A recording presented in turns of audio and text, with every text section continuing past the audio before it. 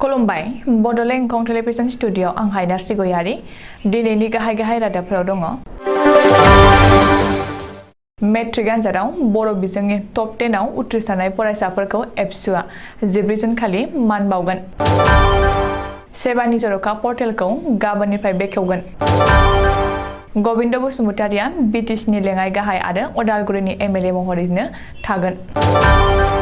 जयन्त मल्ल बरुवा आरो नन्दिता गलसाया केबिनेट मन्त्रि महरै समायखिरा लाबाय। बिश्नाथआव सारन्थाइ गावनानै साद' आइजोनि जखम। गुदि फरायसालिनि संग्राया आफादगिरिनि हेंथायै रां लानायनि अजद। मंगलदैयाव सासे आइजोआ गावनि फिसायखौ बुथारदों। उत्तर प्रदेशआव पाबजि गेलेनायखौ बादा होनायनि बिमाखौ बुथारदों। दानिया फैदो आबुं रादाबाव।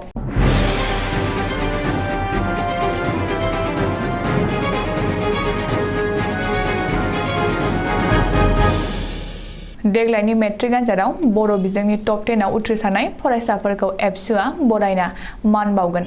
एबसुआ बोसोरफ्रोमबो बर' बिजोंनि टप 10 फरायसाफोरनो कमल कुमार ब्रह्म बान्था होबोनाय बादिनो देग्लायबो होनो लाहार फाहार खालामदों।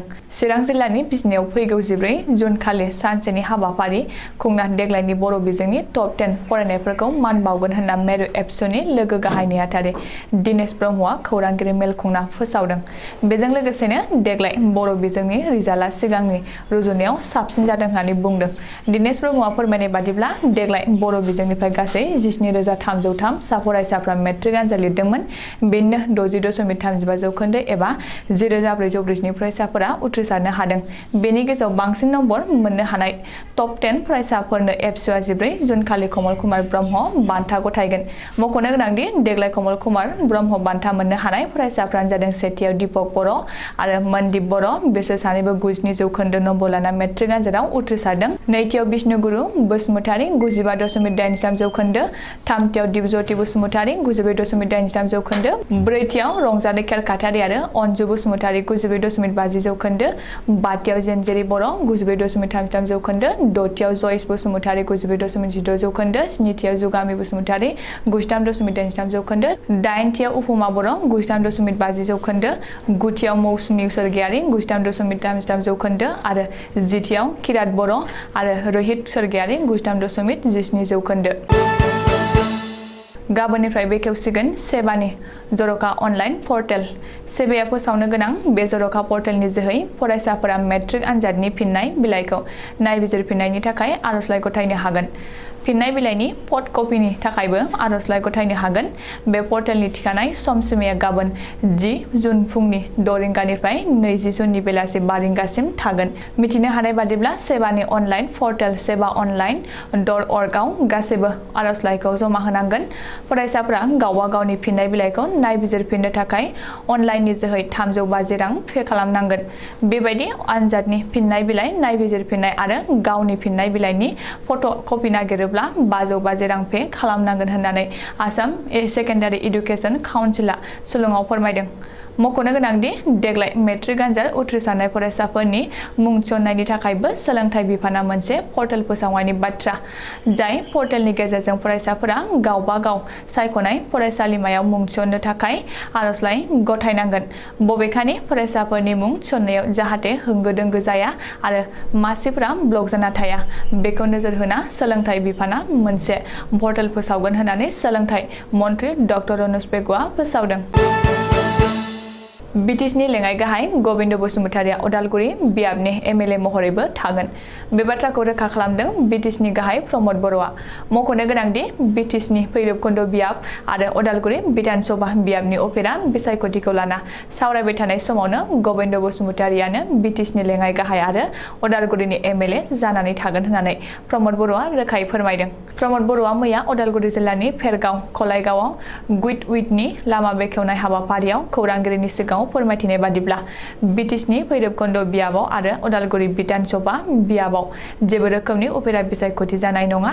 गबिन्द बसुमतारियानो बिटिसिनि लेङाइ गाहाय आरो उदालगुरिनि एमएलए महरै थागोन। बबेखानि काउन्सिलाव सासे सुबुङानो मोननै मासि लानो हायो।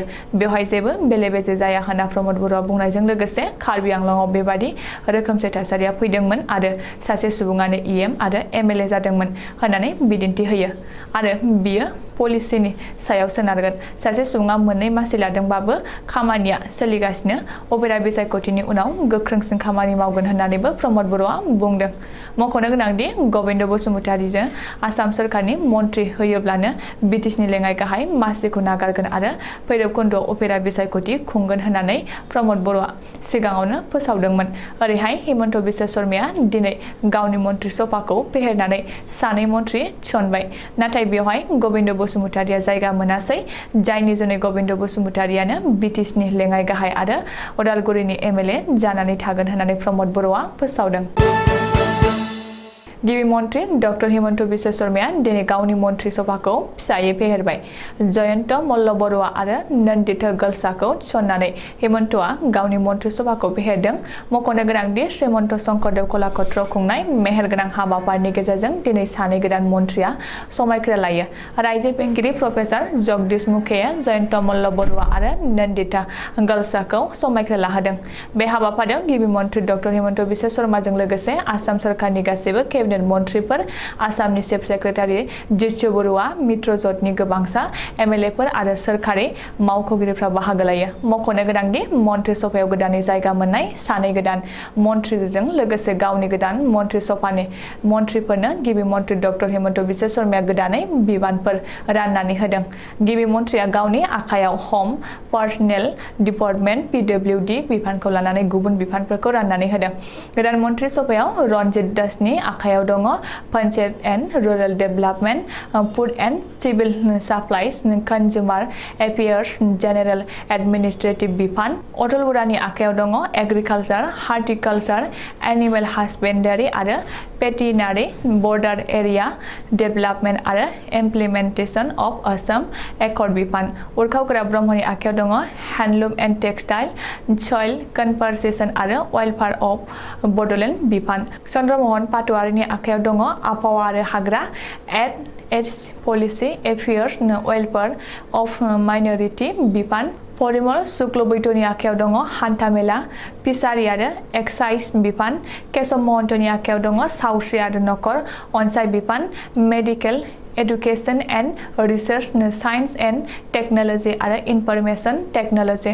डक्टर रमेश बेगुनि आखायाव एडुकेशन, ट्राइबेल वेलफेयार आरो इन्डिजिनियास एन्ड ट्राइबेल फेथ एन्ड कालचार बिफान। अशोक सोंखालनि आखायाव housing and urban affairs, hills area development बिफान। जगेश महरनि आखायाव revenue and disaster management, hills area development बिफान। सन्जय किसाननि आखायाव वेलफेयार, एफटि ट्राइब्स आरो लेबार वेलफेयार बिफान। अजन्ता नेउगनि आखायाव फाइनेन्स आरो वमेन एन्ड चाइल्ड डेभेलपमेन्ट बिफान। पीयूष हाजरिकानि आखायाव water resource information and public relation, parliamentary affairs आरो ससियेल जस्टिस एन्ड एम्पावारमेन्ट बिफान। बिमल बरानि आखायाव industries and commerce and public enterprises आरो कालचारेल एफेयार्स बिफान। गोदान मन्थ्रि नन्दिता गलसानि आखायाव मोब्लिब क'अपारेसन, माइन्स एन्ड मिनारेल्स आरो इन्डिजिनियास एन्ड ट्राइबेल फेथ एन्ड कालचार बिफान। गोदान मन्थ्रि जयन्त मल्ल बरुवानि आखायाव पिएसि स्किम, एमप्लयमेन्ट एन्ड एन्टारप्रेनारशिप आरो टुरिजम बिफानखौ होनाय जादों। बिश्वनाथ जिल्लायाव दिनै फुङाव सारअन्थाइ गावनायजों साद' आइजोफोरा गोब्राब जोखोम जादों। बिश्वनाथ जिल्लानि गुबुन गुबुन जायगायाव सारअन्थाइ गावनाय जाथायाव साद' आइजोफोरा जखम जादों होननानै मिथिनो हादों। बे दुखुनांथाव जाथायाव बिश्वनाथ जिल्लानि माजुलिगढ़ साहा बागान आरो पापय साहा बागानाव जादों। सारअन्थाइ गावनायाव जखम जानाय साद' आइजोफोरखौ फारियै माजुलिगढ़ साहा बागाननि शरीर अरां लक्ष्मी कालादी ममी भूमिस पापय साहा बागानि गपि अरिया पिंकितासा आरो कमलि कादाल होननानै सिनायथिदों। रिपर्ट बादिब्ला जखम जानाय गासैबो आइजोफोरखौ बिश्वनाथ चारियालीनि गंसे देहा फाहामसालियाव एडमिट खालामनानै फाहामथाय होनाय जादों। ओरैहाय शिवसागर जिल्लानि जारिमिनारि जेरेङा फोथारावबो सारन्थाइ गावनानै सासे आबादारिनि माब्रै मोसौआ थैदों होननानै खौरां मोनदों। थांनाय हराव बार अखा फैनाय समाव सारन्थाइ गावनानै बे जाथाया जादों।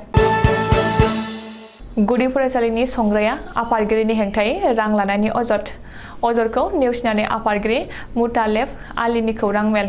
थांनाय 18 मे खालाराव 903 नम्बर सिलापतनि गुदि फरायसालियाव संग्राया फरायसालिनि आफादगिरि मुतालेब आलीनि हेंथायै रां लानायखौ अजद होनानै खौरां बिजोङाव फोसावदोंमोन। आफादगिरि मुतालेब आलीया बे बाथ्राखौ नेवसिनानै खौरां मेल खुङो। मोनसे दुखुनांथाव जाथाय जौनि निसायारि मानसिनि साननायखौनो फिदिंनानै जेबो गैयै खालामो। मख'जाथावदि दरं जिल्लानि मंगलदैयाव फिसाय प्रफुल्ल बर' आरो बिसि रन्जिता बर'नि गेजेराव हरनि समाव जौ लोंना फैना नखराव बिसि फिसाय सानैनि गेजेराव नांलाय खमलाय जालायनानै बिसिया बाथामजों बुनानै फिसायखौ जिउ फोजोबदों। जाथायनि उनाव रन्जिता बर'आ गावखौनो पुलिस थानायाव गथायना लाफैदोंमोन। बिसिनि आखायाव जिउ गोमानाय प्रफुल्ल बर'नि गोथै देहाखौ पस्टमर्टेमनि थाखाय देहा फाहामसालियाव थिसनथाय हरबाय होननानै मिथिनाय जादों। मबाइलाव अनलाइननि गेजेरजों पाबजि गेम गेलेबाय थानायखौ माना होनायनि सासे उन्दै हौवासा गथ'आ गावनि बिमाखौ खर'आव गुलि गावना खारसि बुसै बुथारदों। उत्तर प्रदेशनि लखनऊआव मबाइलाव अनलाइन पाबजि गेमनि निसा नांनाय सासे गथ'खौ पाबजि गेम गेलेबाय थानायखौ नुनानै बिमाया सेराव थांना माना होनायनि दायावनो रागा जोंखांनानै उन्दै हौवासा गथ'आ गावनि बिमाखौ खर'आव बिफानि पिस्तलजों गुलि गावना बुथारनानै गुबुन गंसे रुमाव सोनानै साबि मारिनानै दोनदोंमोन।